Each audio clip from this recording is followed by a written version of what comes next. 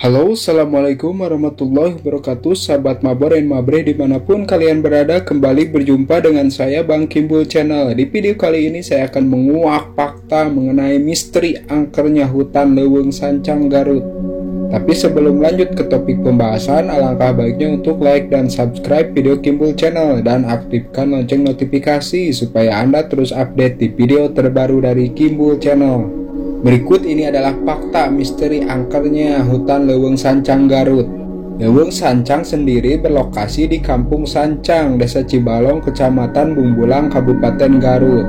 Leuweung merupakan bahasa Sunda yang berarti hutan. Leuweung Sancang memiliki legenda yang erat kaitannya dengan Prabu Siliwangi. Prabu Siliwangi merupakan salah satu raja di Kerajaan Pajajaran pada tempo dulu. Kawasan ini diselimuti pohon-pohon lebat dan besar. Hewan-hewan liar pun masih bisa kita jumpai di tempat ini. Bahkan kita bisa melihat owa Jawa yang kini berada di ambang kepunahan.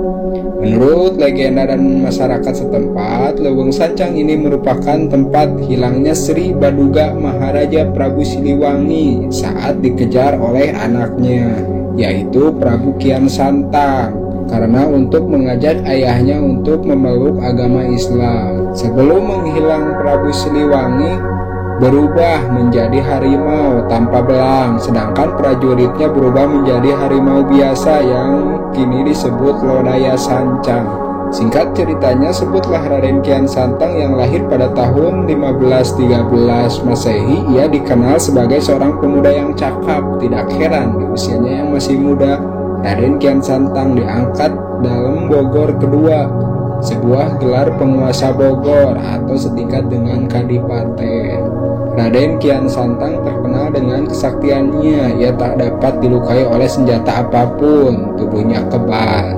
Dalam pengembaraannya menelusuri tanah Pasundan, ia belum pernah menemui siapapun yang dapat melukainya. Padahal ia ingin sekali melihat darahnya mengalir. Kemudian ia meminta kepada ayahnya untuk dicarikan lawan. Ayahnya pun mengabulkan permintaannya. Prabu Siliwangi meminta bantuan kepada ahli nujum untuk mencarikan di mana dan siapa yang mampu mengalahkan putranya.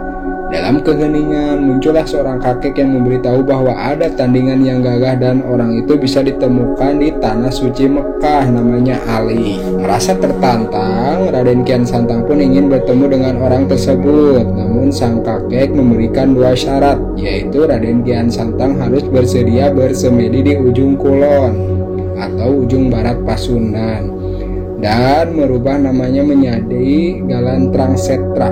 Setelah ia menerima dan mampu menjalankan kedua persyaratan tersebut, ia langsung pergi ke tanah suci Mekah untuk mencari orang yang bernama Ali tersebut.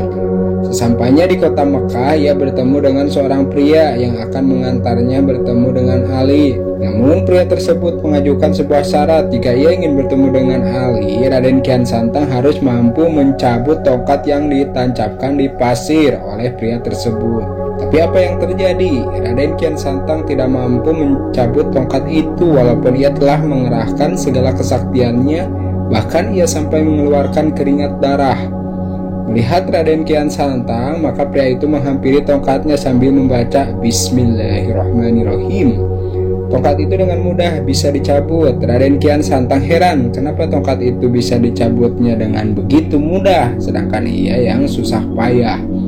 Sampai mengeluarkan kesaktiannya hingga mengeluarkan keringat darah, tak mampu untuk mencabut tongkat tersebut. Singkatnya, akhirnya Raden Kian Santang memeluk agama Islam dan beberapa bulan menetap di sana untuk mempelajari agama Islam.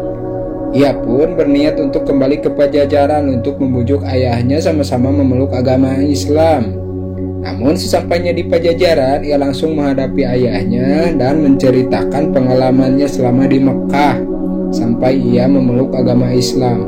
Karena ia berharap bahwa ayahnya pun mau memeluk agama Islam. Namun keinginannya disambut tidak baik oleh ayahnya dan tetap bersikeras untuk memeluk agama Hindu yang ia anut sejak dahulu.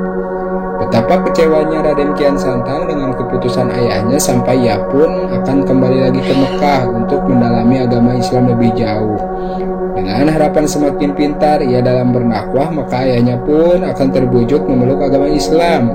Setelah 7 tahun di kota Mekah, ia pun berniat untuk kembali ke Pajajaran. Ketika ayahnya mendengar bahwa Raden Kian Santang akan pulang lagi ke Pajajaran, ia langsung mengubah keratonnya menjadi hutan rimba agar Raden Kian Santang tidak menemukan kerajaan.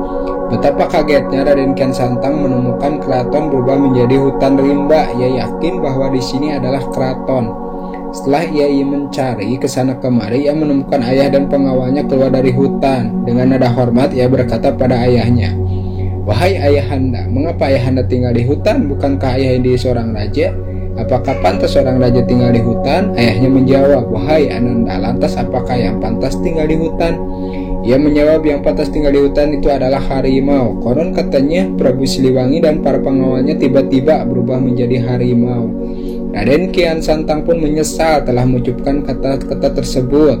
Walaupun ayahnya telah berubah menjadi harimau, Raden Kian Santang tidak berhenti memujuk ayahnya untuk memeluk agama Islam.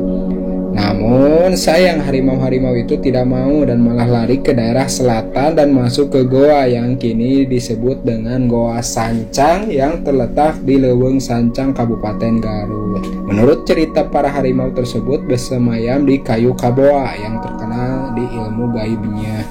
Menurut para sesepuh kaboa ini ada beberapa jenis, yaitu kaboa munding berada di belantara hutan Sancang, kaboa Siliwangi berada di tengah hutan Leuweung Sancang. Nah, itulah kira-kira misteri yang tersimpan di Leuweung Sancang. Mengenai benar atau tidaknya cerita tersebut hanya Allah yang tahu. Nah, demikianlah itu adalah fakta misteri mengenai angkernya Leuweung Sancang Garut.